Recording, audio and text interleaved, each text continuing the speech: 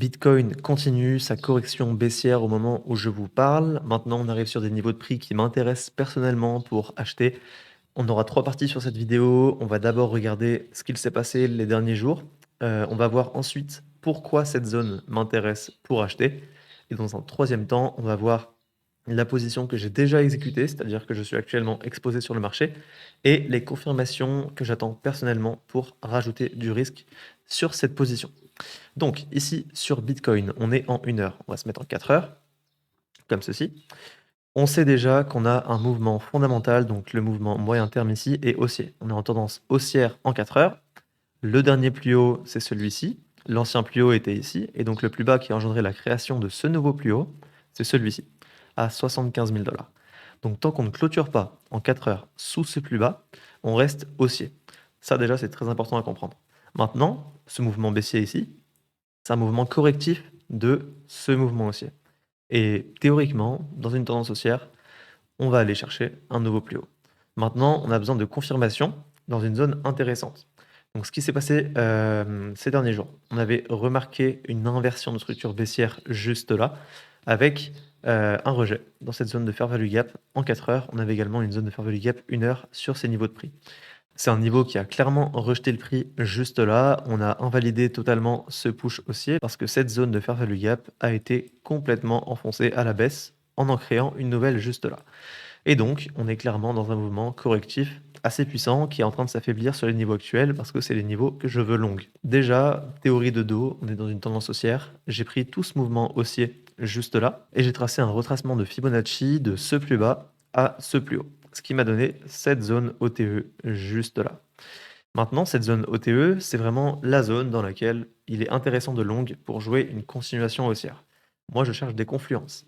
Également, on avait une zone de fair value gap en daily, des 78 000 dollars aux 76 500 dollars. On la verra mieux ici. Comme vous le voyez, on a un gros gap juste là.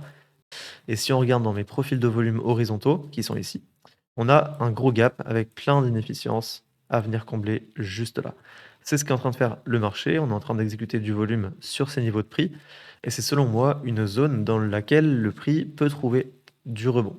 Également, on avait beaucoup de stops à venir déclencher, dont le plus bas de la semaine du 4 mai, avec ce stop également. Donc on est venu déclencher tout ça à la baisse, et c'était une des raisons qui faisait que j'attendais cette zone pour me positionner.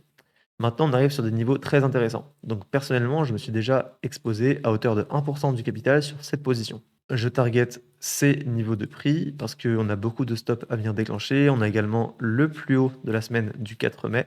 Et c'est donc un aimant pour le prix. Je pense que le top n'est pas in et qu'on y retournera. Maintenant, je suis prêt évidemment à toutes les éventualités. C'est pour ça que je n'ai risqué que 1% de mon capital sur cette position.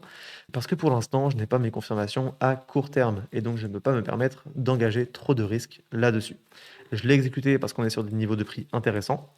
Mais mes confirmations ne sont pas là et c'est ce qu'on va voir tout de suite, ce que j'attends précisément, pour rajouter du risque à ma position. Ici, on a parlé du fait qu'on avait un mouvement correctif baissier.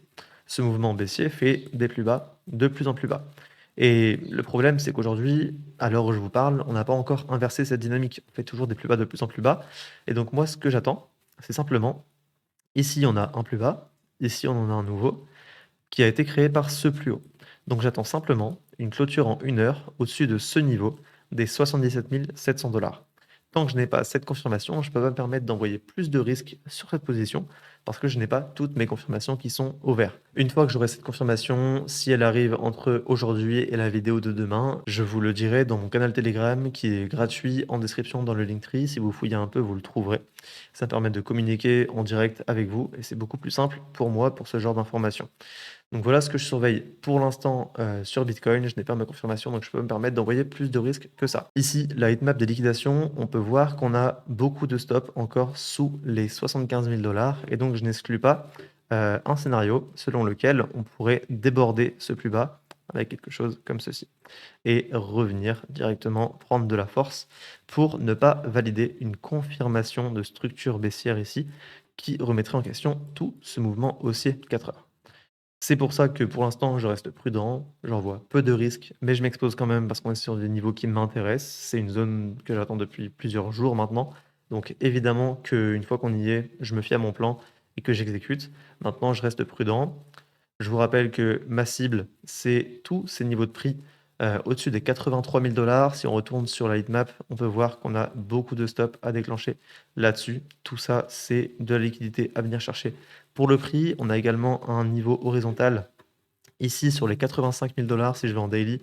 C'est un niveau qui a fait support à 3 reprises par le passé et qui a été break à la baisse juste là. Donc moi, je m'attends au moins à un retest, qu'on aille le revisiter et ensuite ce qu'on fera dans cette zone, je le surveillerai en temps voulu. Pour l'instant, on n'y est pas. C'est une cible et c'est une zone sur laquelle je vais enlever du risque. Même sur ces niveaux-là, déjà, j'aurais enlevé pas mal de risques. Donc, globalement, vous avez les niveaux que je surveille. Donc, cette mèche-là et cette zone de fair value gap en 4 heures. Parce que pour moi, si on clôture en 4 heures au-dessus de ce niveau des 77 800, il y en a de fortes chances que le bottom soit in. Maintenant, la vraie confirmation serait de clôturer au-dessus de ça, donc à 78 500, faire quelque chose comme ceci. Pour moi, on aurait un vrai bottom et ici, je pourrais envoyer le reste de mon risque que je n'ai pas pu exécuter pour l'instant, étant donné que je n'ai pas mes confirmations.